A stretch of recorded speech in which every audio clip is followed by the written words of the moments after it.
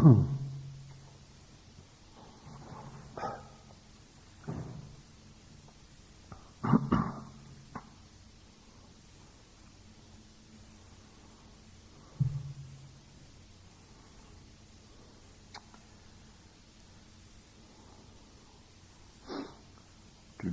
is 10th January 1992. We'll continue our Dhamma talk.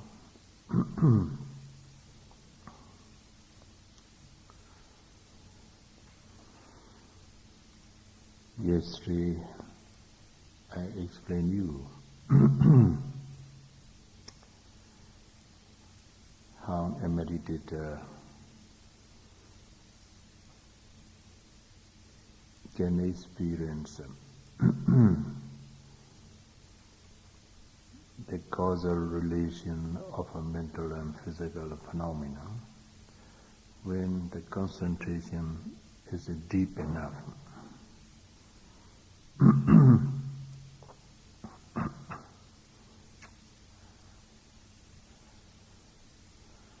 Unless you have attained purity of mind, you are not able to realize any mental or physical phenomena.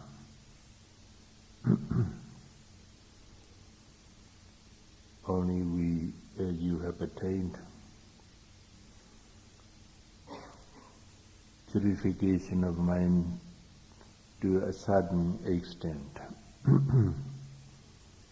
You begin to realize really mental phenomena and their true nature.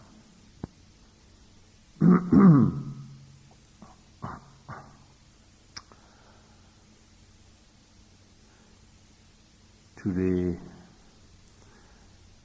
I want to repeat how a meditator experience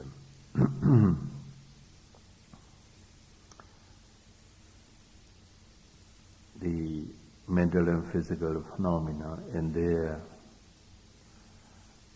specific characteristics and general characteristics. I'll lay stress on specific characteristics and also how they have analytical knowledge of nama and rupa, mental and physical phenomena. As a preparation for rightly understanding of the cause, the law of a cause and effect in this field of meditative experience.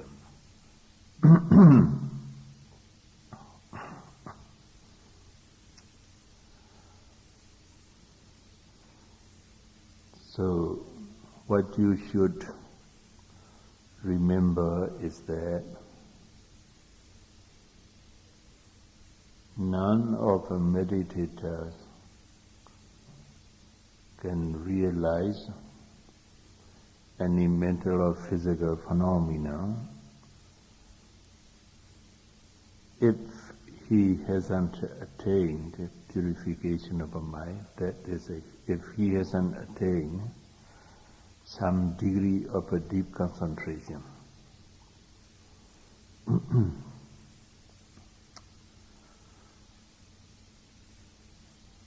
When he hasn't deep concentration, he can't realize any mental or physical phenomena as they really are, even though he trying to realize it.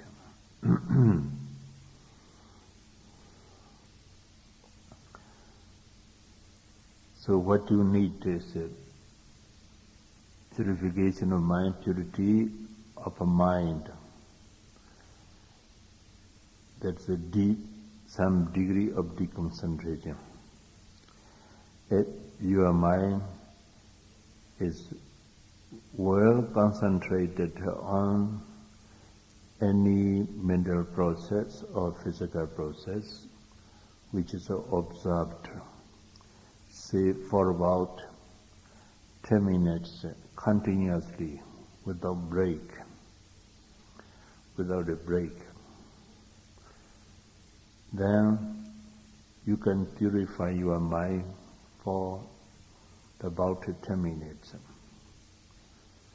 Within this 10 minutes, your insight that arises together with the concentration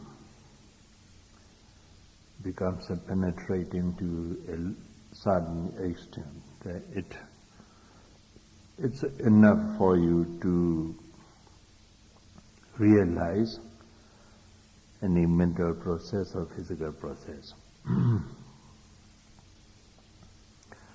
which is observed. So, to attain the concentration deep enough to realize embodiment process, you need continuous and constant mindfulness for a certain period of time, at least an hour or 2 hours. Better to have it for the whole day. Could you have a continuity of mindfulness for the whole day?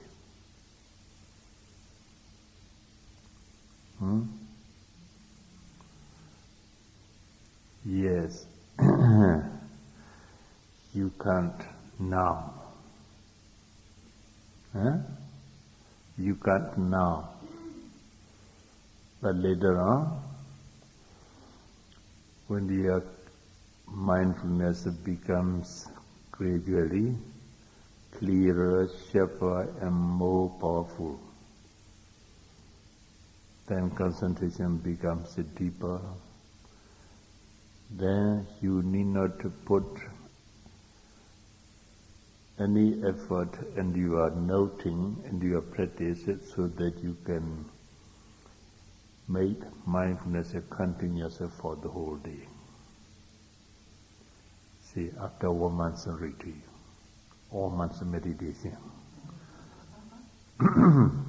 after 1 month's meditation, you need not put any effort in your practice to have a continuity of mindfulness for the whole day. I am sure.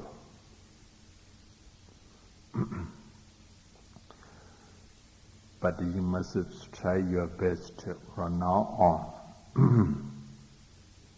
Then you will have it.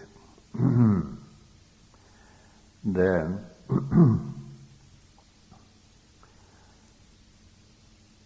what you need is to make some more effort in your practice so that you are aware of all daily activity or master all daily activities as much as possible, slow down all actions and movements. But in sitting meditation and the walking meditation, you are striving to have a continuity of a mindfulness for the whole sitting and the whole walking. But there may be some thoughts, not very often, occasionally. These thoughts will be overcome by noting it attentively, energetically.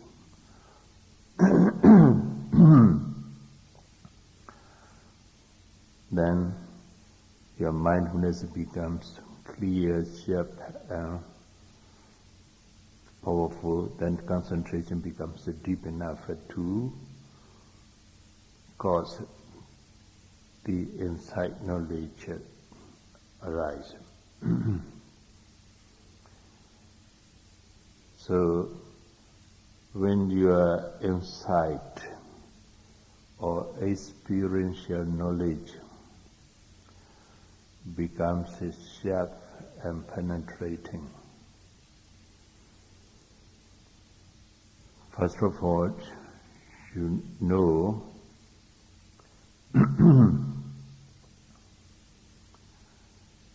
when you are noting, observing, say, some of our trivial thoughts, small thoughts, which is arising at the moment, thinking.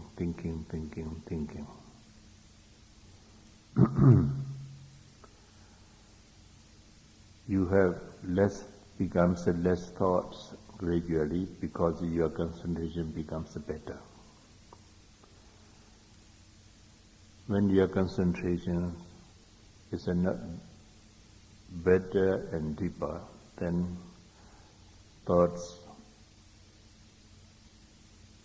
are not less, but much more. Thoughts you find there. When you become less thoughts, it means your concentration becomes better and deeper. Then when you note thinking, wondering, and then you come to realize thinking mind is one process. Then the mind that notes it is another process. The dual process of mental phenomena arising in the person way, but you are not yet realize the person way of the thought until the thinking mind has disappeared. Actually, the thought process is not a single process. The thought process consists of a series of moments of thoughts which are rising and passing with one after another. But you are not yet realize it as a series of thought process which is arising and passing away. Later on, when your concentration is deep enough, you will be able to realize it also. But just now, at this stage of experiential knowledge, what you know is there's a thinking process. When you note thinking, then there's the noting process. There are two separate processes of mentality you find there. But in the beginning of the practice, you do not differentiate between the two processes of mental phenomena. You think, I'm in thinking, I'm in noting. My mind is thinking, I'm in noting, thinking. When you begin to note the thinking process, the noting should be attentive and energetic, somewhat quick. Here, I may explain to you how a meditator realizes the thought process when he notes the thinking mind. Then here, by the way,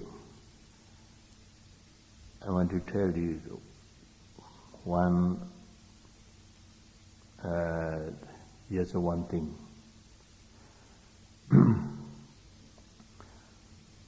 Two of the meditators here asked me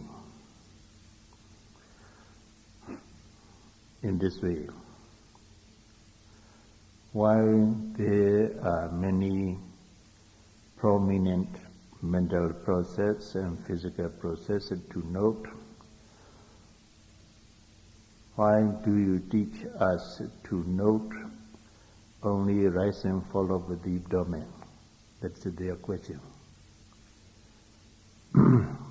Is the question right? No. But two of the meditators have put that question to me.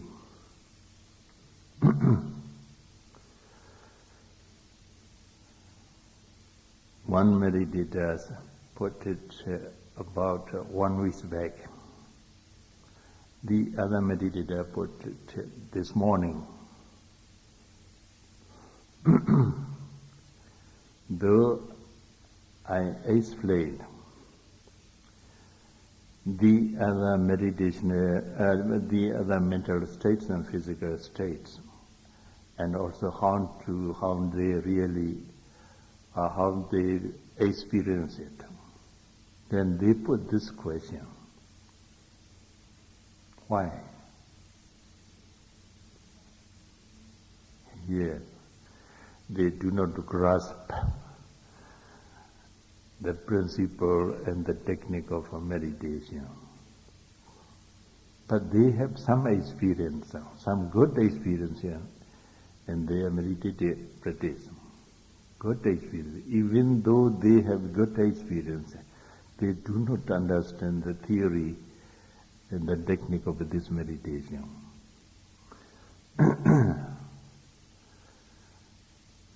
I very often said,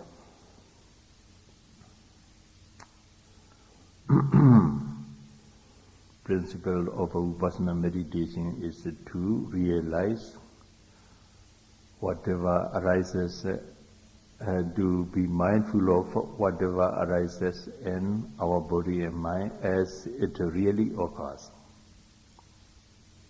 Have you heard of this? Yes, you have heard. Then I asked them, I very often mention this principle. Have you heard of it? They said, we have heard. So it's very difficult to put one to correct path, the right path. But they have some experience. Even though they ask this question, they are noting mental states, emotional states. One of the meditators dealt with the emotional states, which is very strong, so he feel he was met because he feel very strong tense and tight in his body because of too much effort.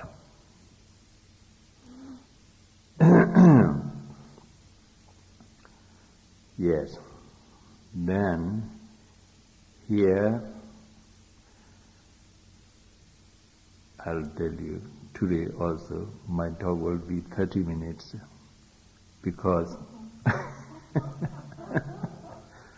because yesterday one side of the cassette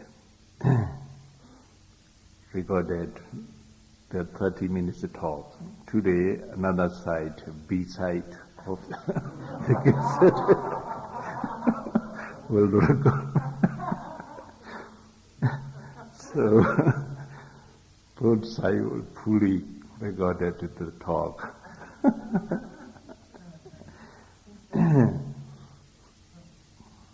Then you will be happy with it because you have much more time to spend on meditation.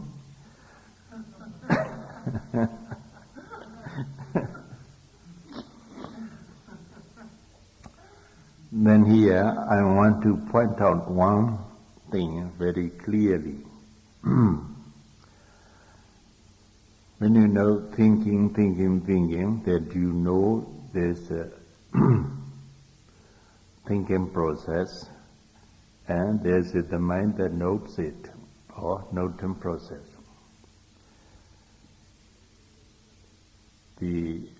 At the same moment, we think. The two processes are going on at the same moment. There's a thinking mind, then there's the mind that notes it.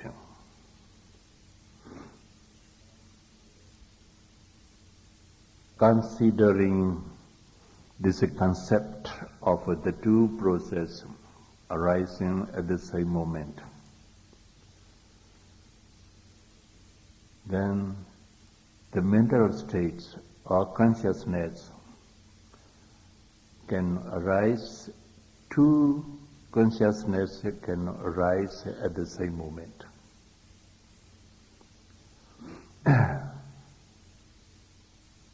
Because we do not realize the arising and passing away of every moment of a consciousness one after another, so we take it. Actually, none of mental states or consciousness arise at the same moment. Any two of mental states of consciousness do not arise at the same moment. So when the thinking process is arising, then noting process doesn't arise. Only a moment of thought arises and then passes with them, the noting mind, a moment of a noting mind arises and then passes with. Then after it,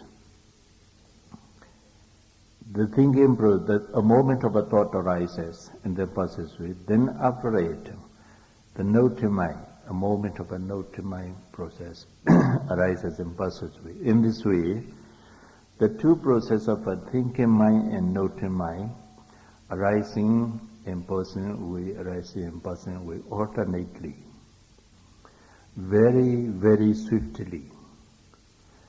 The Lord Buddha said, there is no simile for the swiftness of arising and passing away of the consciousness. The Buddha said. So, in the commentary to Pali text it said, in a blink of an eye, there are not many. Yes, there are many thousands of consciousness has risen and passed away in a blink of eye. It means that the arising and passing away of a moment of a consciousness is too swift to compare with anything. So the Buddha said there is no simile for the swiftness of rising and passing away of the consciousness. That's why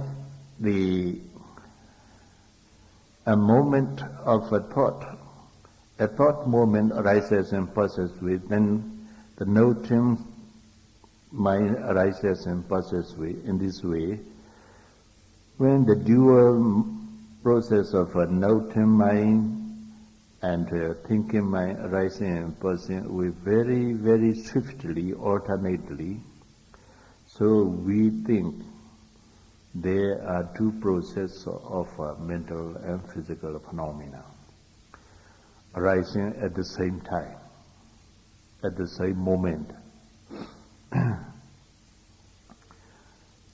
Then, for example,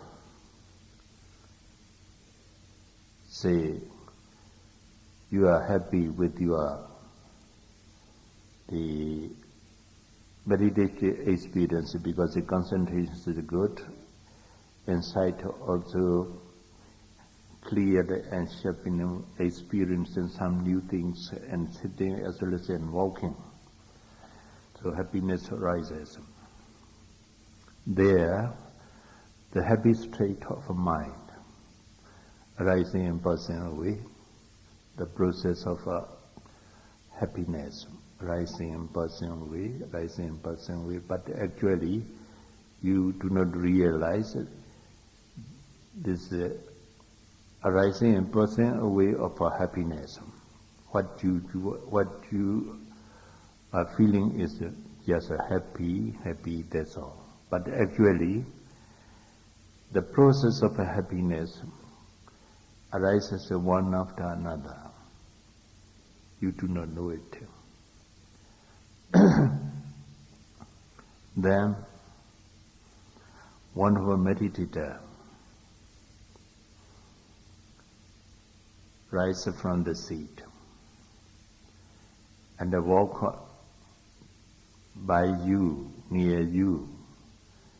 Then the floors sound makes a cracking sound.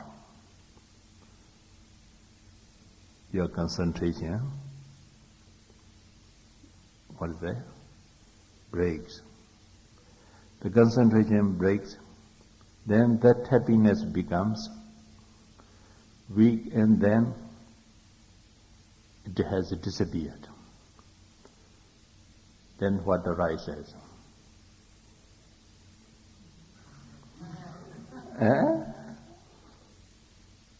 The anger arises. But the anger arises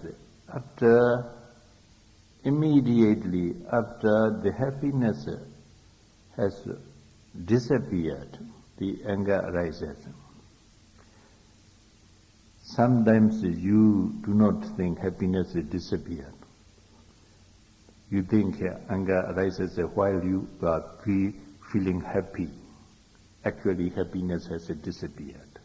Then the anger arises. Unless happiness disappears, the anger can't arise.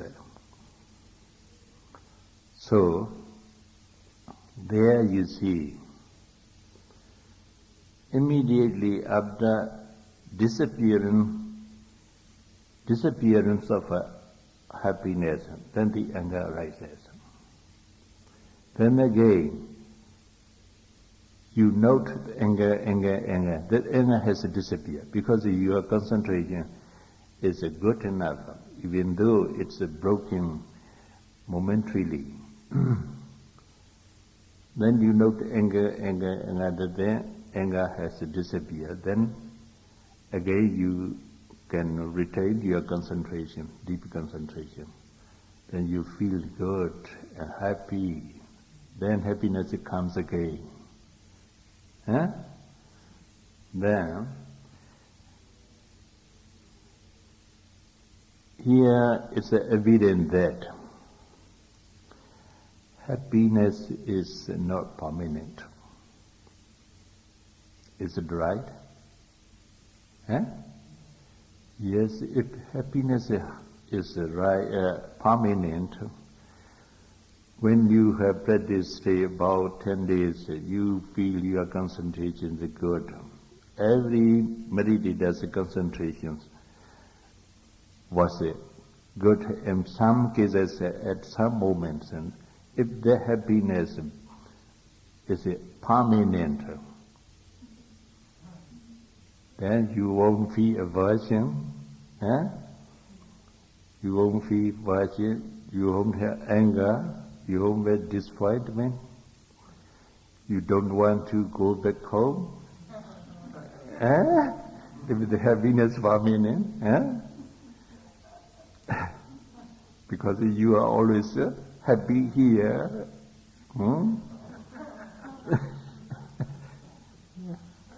Then is happiness permanent or impermanent? Permanent or impermanent?